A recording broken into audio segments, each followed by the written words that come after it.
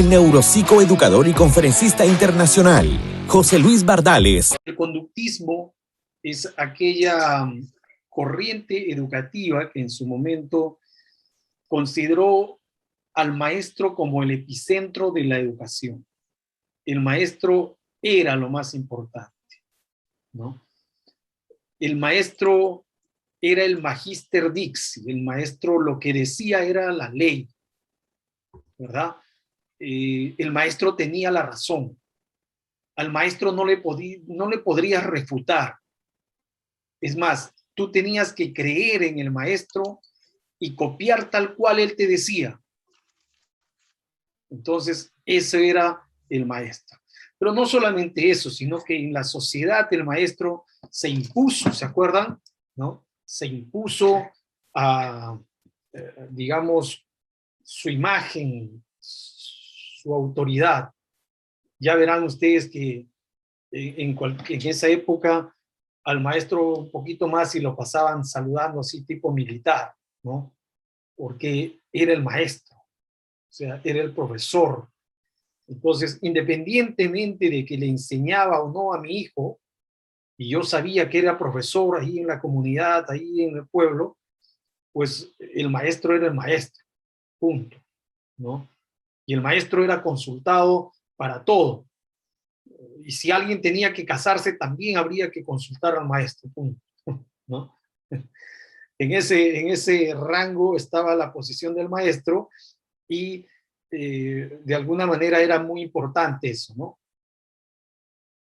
Entonces, eh, fíjense quién estaba de complemento,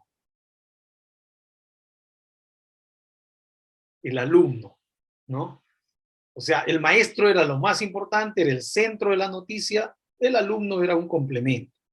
El alumno simplemente teníamos que saber que estaba ahí, pues punto, ¿no? Ya está. A ver, entonces, eh, ¿qué es lo que le interesaba a esta corriente? ¿Qué profundizaba? ¿Qué buscaba en el mejor de los casos? ¿No? ¿Cuál era su propósito? Primero, darnos un contenido y segundo, de alguna manera, que lo memorizáramos. Ese era lo más importante, ¿no? Digamos. Que si memorizabas, eras pues un buen alumno, ¿no? Y si no memorizabas todo, qué pena, porque eras mal alumno. Es decir, si repetías al pie de la letra lo que el profesor te había dicho, genial, pues sacabas 20 incluso, ¿no?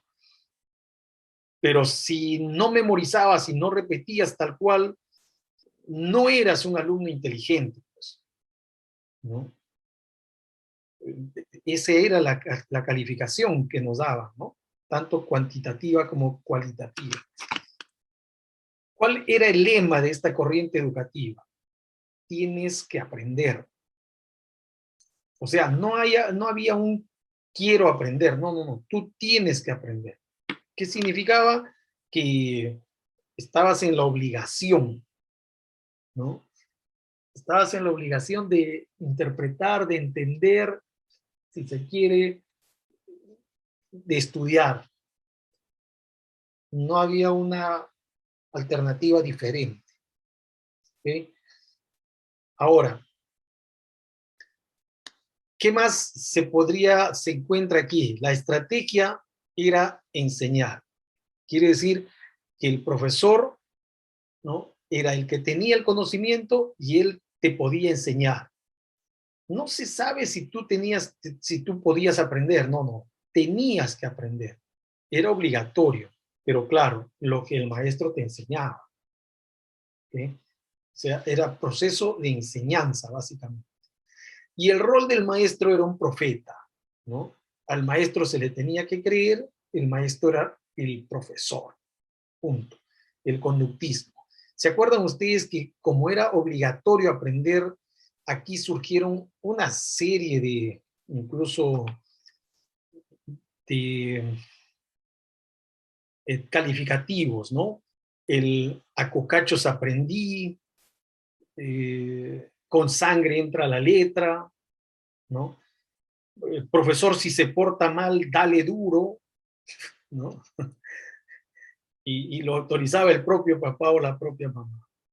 En fin, ¿alguno de ustedes viene de esta corriente educativa, ha tenido esta bendición de tener este tipo de educación, ¿no? El neuropsicoeducador y conferencista internacional, José Luis Bardales.